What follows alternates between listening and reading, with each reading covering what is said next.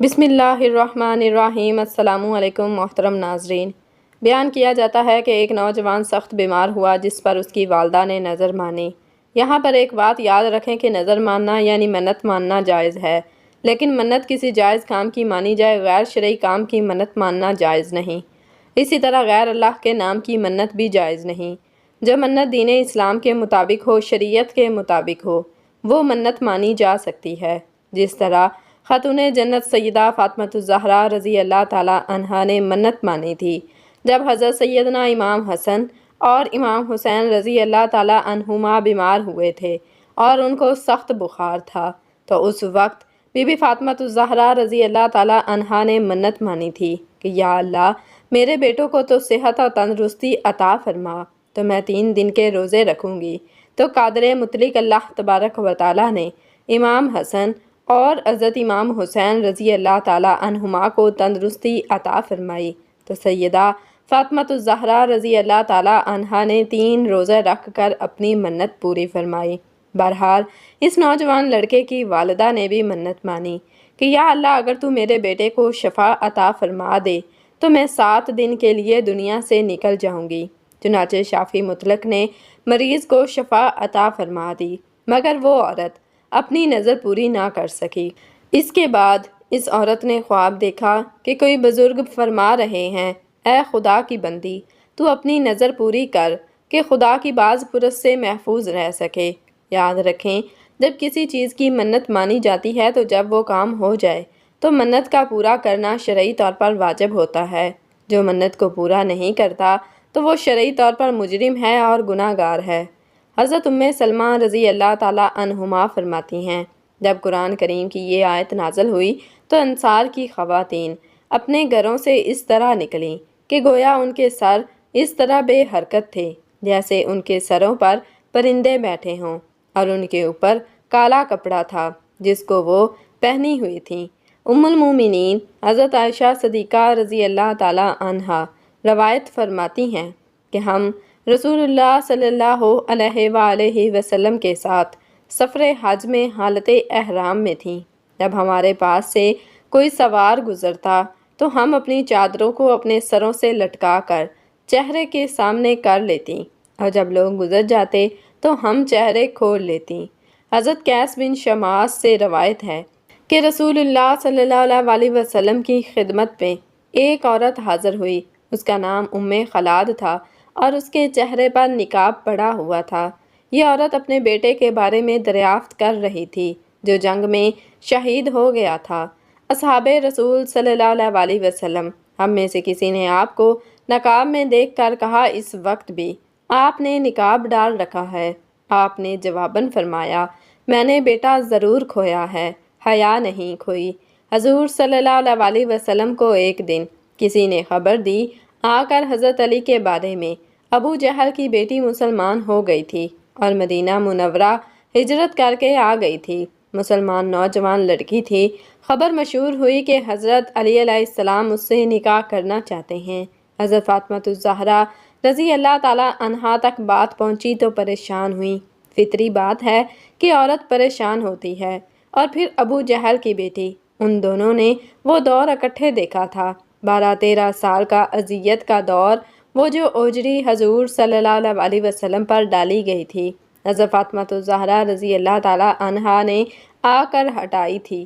تو خیال ہوا کہ میرا گزارا نہیں ہوگا ابو جہل کی بیٹی کے ساتھ، پچھلی باتیں یاد آئیں گی، خواہ خواہ آپس میں تو جا کر حضور صلی اللہ علیہ وسلم سے کہا کہ یہ پتہ چلا ہے کہ ابو جہل کی بیٹی آئی ہے، حضرت علی کرم اللہ وجہ الکریم اس سے شادی کرنا چاہتے ہیں، تو آپ کوئی بیٹیوں کا خیال بھی کیا کرتے ہیں کہ نہیں؟ بیٹی باپ سے کہہ رہی ہے تو حضور صلی اللہ علیہ وسلم نے جا کر فرمایا کہ نہیں بھائی، نبی کی بیٹی اور ابو جہل کی بیٹی ایک گھر میں نہیں آئیں گی۔ بخاری شریف کی روایت ہے، حضور صلی اللہ علیہ وسلم بیمار ہیں، بیٹی پتہ لینے آئی، اس وقت تک باقی تینوں بیٹیاں فوت ہو چکی تھیں۔ حضور صلی اللہ علیہ وسلم کی وفات تک تینوں بیٹیاں فوت ہو چکی تھیں اور ایک ہی بیٹی زندہ تھی، وہ بھی 6 مہینے رہیں۔ بعد میں حضرت فاطمہ الزہرا رضی اللہ تعالیٰ عنہا بیٹی ابا جان کا حال پوچھنے آئی ہے، حضور اٹھ کر بیٹھ گئے، سر پر ہاتھ پھیرا، بٹھایا، پاس جیسے باپ بیٹیوں کو بٹھاتے ہیں۔ بیٹھے بیٹھے ام المومنین حضرت عائشہ صدیقہ رضی اللہ تعالیٰ عنہا کہتی ہیں کہ حضور صلی اللہ علیہ وسلم نے فاطمہ الزہرا رضی اللہ تعالیٰ عنہا کے کان میں کوئی بات کہی تو فاطمہ الزہرا رضی اللہ تعالیٰ عنہا رونے لگ گئیں۔ تھوڑی دیر کے بعد پھر حضور صلی اللہ علیہ وسلم نے قریب کر کے کان میں بات کہی تو خوش ہو گئیں۔ جب وہاں سے فارغ ہوئیں تو میں نے الگ بلا کر پوچھا، بیٹا حضور صلی اللہ علیہ وسلم کیا کہہ رہے تھے؟ انہوں نے کہا کہ اماں جی، ابا جی نے کان میں کہا تھا جو بات کان میں کہی جائے وہ کیا ہوتی ہے؟ راز ہوتی ہے۔ حضور صلی اللہ علیہ وسلم کی وفات کے بعد کافی دن گزر گئے تو ام المومنین حضرت عائشہ صدیقہ رضی اللہ تعالیٰ عنہا نے حضرت فاطمہ الزہرا رضی اللہ تعالیٰ عنہا کو پھر بلایا۔ میں تمہیں ماں ہونے کا واسطہ دیتی ہوں، بتاؤ حضور صلی اللہ علیہ وسلم نے کیا کہا تھا؟ کہا، ہاں اب بتاتی ہوں آپ کو۔ حضور صلی اللہ علیہ وسلم نے مجھے کان میں کہا تھا کہ فاطمہ، میں شاید ایک آدھ دن اسی بیماری میں جا رہا ہوں۔ بیٹی کو باپ کی وفات کی اطلاع ملے تو بیٹی کیا کرے گی؟ تھوڑی دیر کے بعد حضور صلی اللہ علیہ وسلم نے دیکھا کہ پریشان ہو رہی ہے تو کان میں کہا کہ بیٹی، میرے بعد سب سے پہلے تم میرے پاس آؤ گی تو خوش ہو گئیں۔ حضور صلی اللہ علیہ وسلم نے اپنی وفات کی خبر دی ہے تو بیٹی رونے لگ گئی، اور بیٹی کو اس کی وفات کی خبر دی تو وہ خوش ہو گئی۔ یہ باپ بیٹی کا معاملہ تھا۔ ایک دفعہ حضرت سیدنا علی المرتضیٰ رضی اللہ تعالیٰ عنہ اپنے گھر آتے ہیں، گھر کے اندر داخل ہوتے ہیں اور کہتے ہیں، اے فاطمہ الزہرا رضی اللہ تعالیٰ عنہا، مجھے لگتا ہے کہ آج ابا حضور صلی اللہ علیہ وسلم آئے ہیں، یعنی کہ آج میرے نبی آئے ہیں۔ سیدہ فاطمہ رضی اللہ تعالیٰ عنہا کہتی ہیں، اے علی کرم اللہ وجہ الکریم، آپ کو کیسے پتہ چلا کہ ہمارے گھر حضور صلی اللہ علیہ وسلم آئے ہیں؟ کہا، میرا گھر جنت کی خوشبو سے ایسے ہی تو نہیں مہک رہا، اس کے مہکنے کی کوئی وجہ ہے۔ میرے گھر سے نبوت کی خوشبو آ رہی ہے، مجھے تو یہی لگتا ہے کہ میرے نبی آئے ہیں۔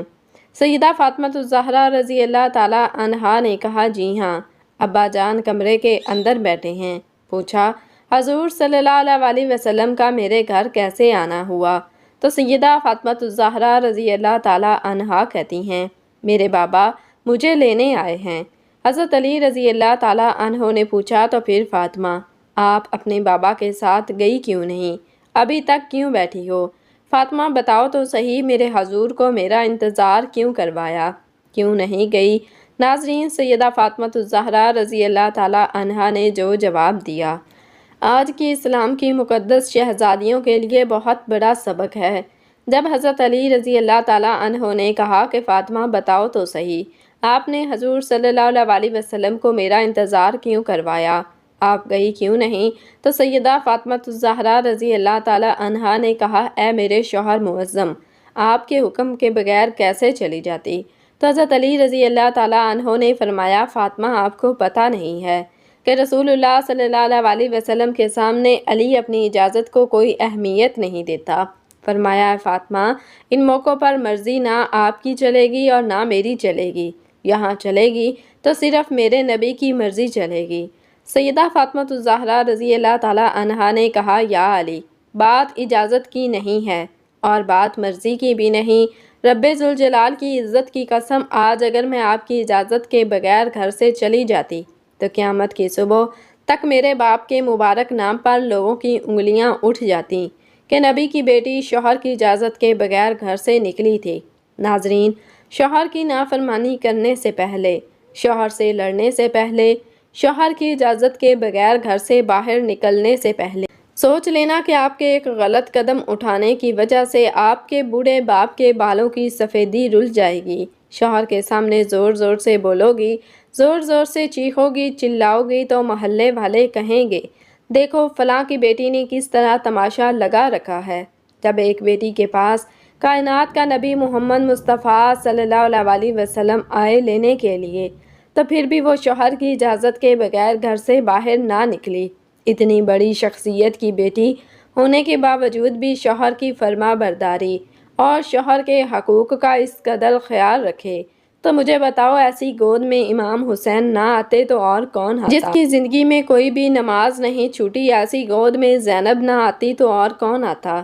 پھر سیدہ فاطمہ الزہرا رضی اللہ تعالیٰ عنہا نے انہیں اپنے سینے سے لگایا اور سینے سے لگا کر بیٹے کو دودھ پلا کر مسکراتے ہوئے قرآن سنایا، دل کی دنیا میں کہا، اے میرے شہزادے، اس قرآن کی کیا قیمت ادا کرو گے، اس مسکرانے کی کیا قیمت ادا کرو گے؟ تو حضرت حسین نے مسکرا کے ماں کی طرف دیکھا اور کہا کہ امی، آپ نے تو مجھے صرف گود میں قرآن سنایا ہے، انشاءاللہ میں کل کربلا کے میدان میں آپ کو نیزے کی نوک پر چڑھ کر قرآن سناؤں گا۔ نبی کریم صلی اللہ علیہ وسلم نے فرمایا، بہترین انسان وہ ہے جو خود بھی قرآن سیکھے اور دوسروں کو بھی سکھائے۔ ناظرین، صبح کا وقت تھا۔ حضرت علی رضی اللہ تعالیٰ عنہ فجر کی نماز پڑھ کے گھر آئے۔ دروازہ کھٹکھٹایا، اندر سے آواز آئی، کون؟ حضرت علی رضی اللہ تعالیٰ عنہ نے کہا کہ فاطمہ میں ہوں، دروازہ کھولو۔ اندر آئے، دیکھا سیدہ فاطمہ الزہرا رضی اللہ تعالیٰ عنہا چکی چلا رہی تھیں، ادھر آٹا گوندا جا رہا تھا۔ پوچھا، فاطمہ، ایک وقت میں دو کام، کپڑے بھی دھل رہے ہیں، گھر میں جھاڑو بھی لگا رہی ہو، آٹا بھی گوندا جا رہا ہے، چکی بھی چل رہی ہے۔ پوچھا، فاطمہ خیر تو ہے، سارے کام ایک ہی وقت میں کیوں کر رہی ہو؟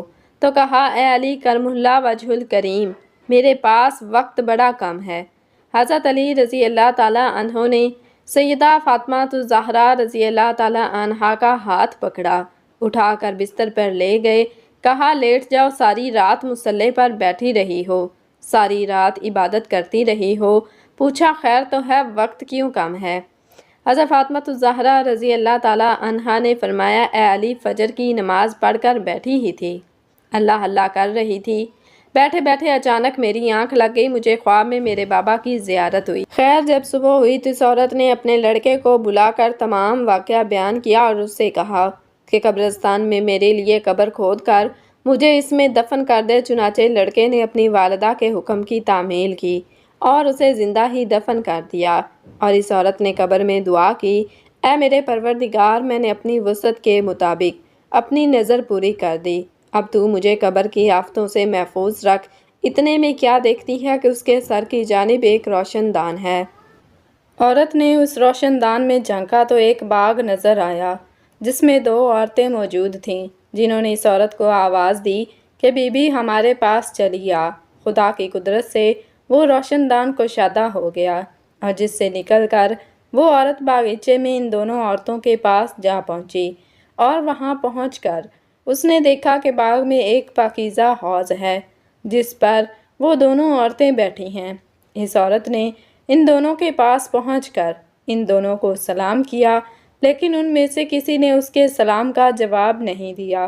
اس عورت نے ان سے پوچھا کہ تم تو ابھی بات چیت کر رہی تھی، آخر میرے سلام کے جواب سے کیا معنی پیش آیا؟ اس کو ان دونوں عورتوں نے جواب دیا کہ سلام تو اطاعت و بندگی ہے اور ہم یہاں اس سے روک دیے گئے ہیں۔ مطلب یہ ہے کہ جو دنیا کا جہاں ہے یہ دارالعمل ہے جہاں پر اعمال ہیں، جہاں انسان پابند ہے عبادت کا، لیکن جنت میں عبادت نہیں ہوگی۔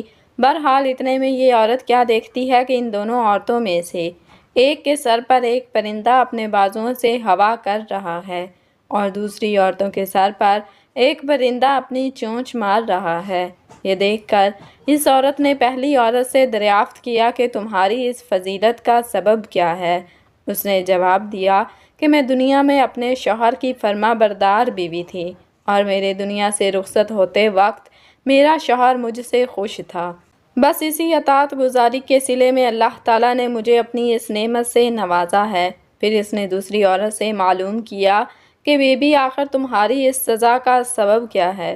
تو اس نے بتایا کہ میں تھی تو نیک بخت، مگر شوہر کی فرما بردار نہ تھی، اور میرے دنیا سے رخصت ہوتے وقت میرا شوہر مجھ سے ناخوش تھا، لہٰذا میری نیک بختی کا صلہ اللہ تعالیٰ نے مجھے یہ باغ عطا فرمایا، لیکن شوہر کی نافرمانی اور ناراضگی کے باعث میں اس عذاب میں مبتلا ہوں، لہٰذا میں تم سے درخواست کرتی ہوں کہ جب تم دنیا میں واپس جاؤ تو میرے شوہر سے میرے لیے سفارش کرنا، ممکن ہے وہ مجھے معاف کر دے اور راضی ہو جائے۔